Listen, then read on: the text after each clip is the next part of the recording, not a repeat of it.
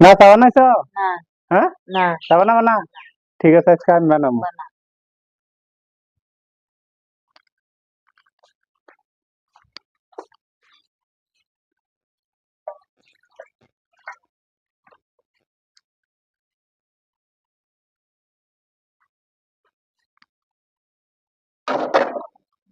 মা, হ্যাঁ, চার মধ্যে কি কি দিমু? বুধাই তুই চা বানাস না? না, কও কি কি দিমু? দিয়া দিয়া বানা। সব চিনি দে, আর এক কাপ চামচ দে, এক কাপ মিষ্টি।